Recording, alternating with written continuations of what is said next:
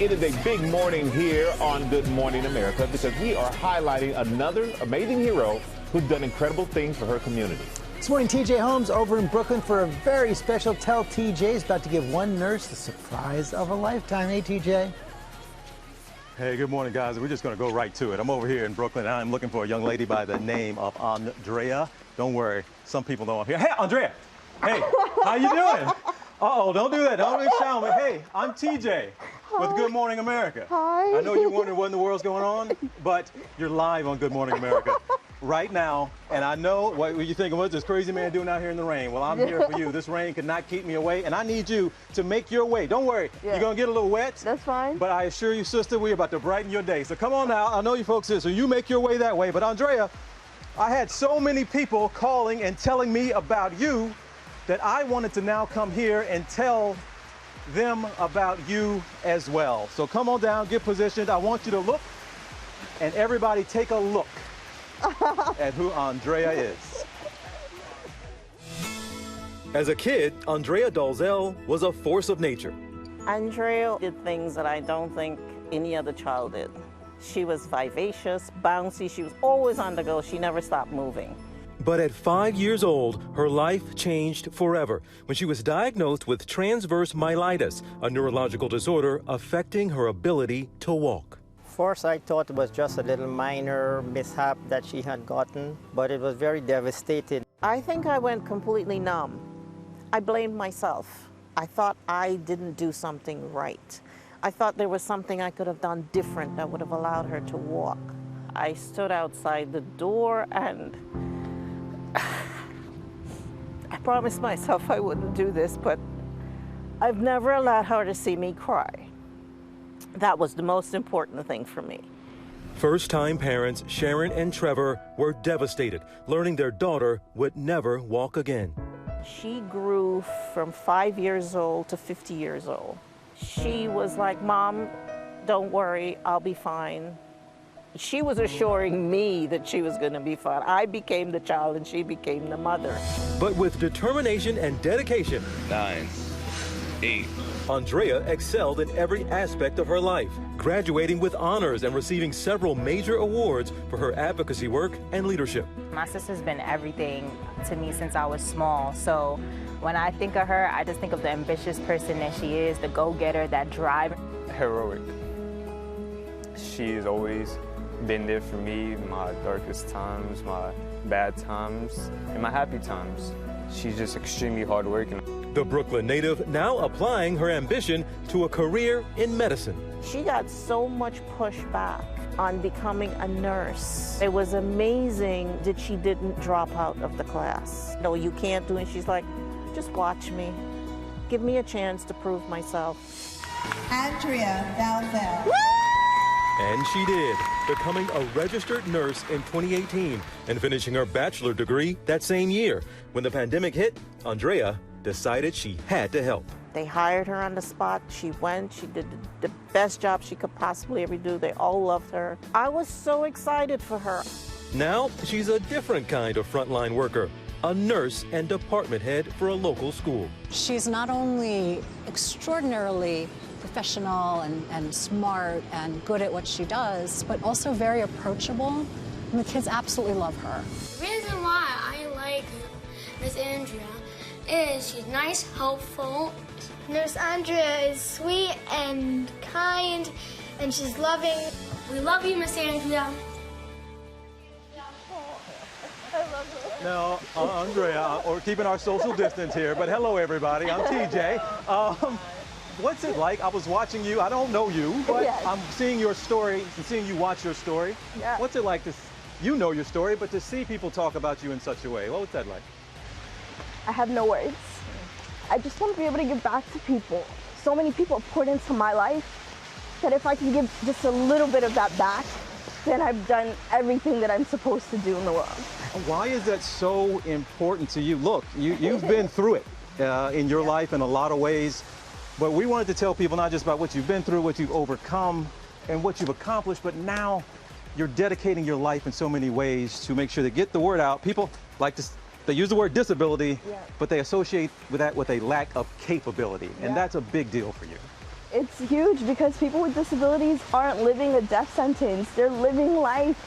And if I get to prove that every day, then I'm gonna do that, right? Like, I need to be able to change that narrative for others so that they know that if they're diagnosed with something, if they acquire a disability, that it doesn't stop there. Like, life still happens, and it's up to them to decide if they want to live it. And people need to know you are looking at the only registered nurse in New York City that uses a wheelchair. Yeah. That shouldn't be the case, and I know you're working on that. That shouldn't be the case. Mom, I was watching you as well.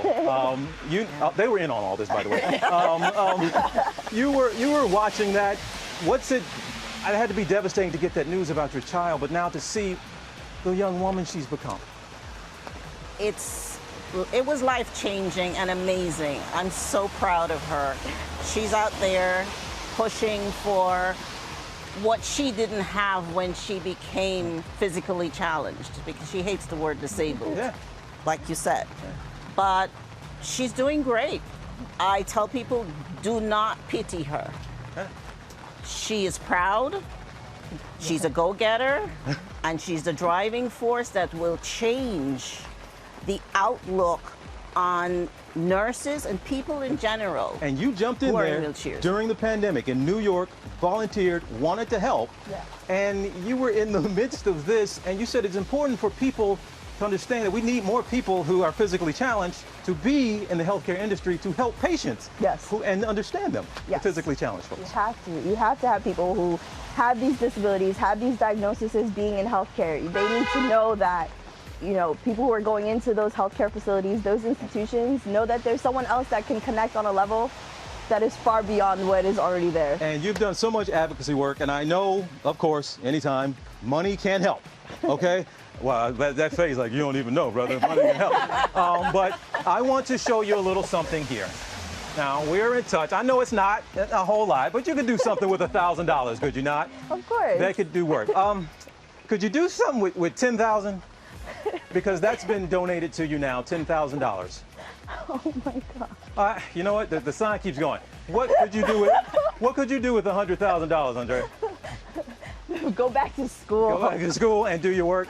But I have another zero because the Craig H. Nielsen Foundation is awarding you, gifting you a $1 million prize, unrestricted.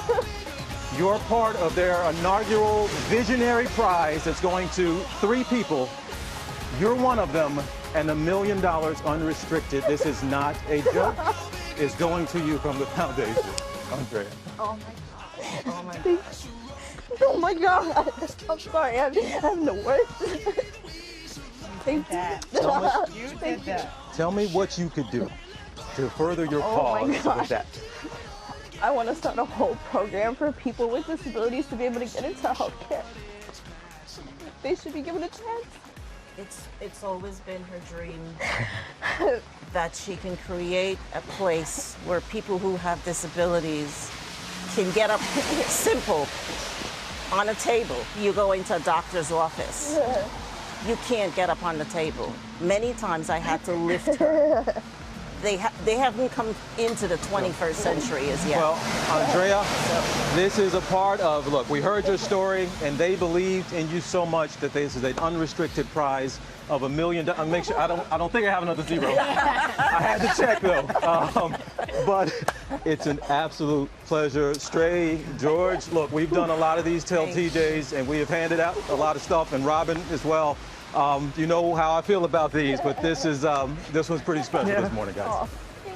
We have to say, I'm absolutely speechless. We're all tearing up. We're all speechless. We are all so proud for Andrea. And boy, her first thought, how she was going to help others with that money. Just incredible. But I understand what she was saying about, you know, a lot of people, such as herself, they're not disabled. They're differently abled. And it's so important to get that message out as she has. And as you said, George, the first thing she was thinking about is how she can help others. Amazing. And I love how she talked about relating in ways that other people cannot relate. And congratulations again to Andrea. What an incredible Tell TJ. TJ, thank you so much for bringing that to us as well. And we want to thank the Craig H. Nielsen Foundation for everything they do to support the spinal cord injury community. Well, hey there, GMA fans. Robin Roberts here. Thanks for checking out our YouTube channel. Lots of great stuff here. So go on, click the subscribe button right over here to get more of awesome videos and content from GMA every day, anytime. We thank you for watching, and we'll see you in the morning on GMA.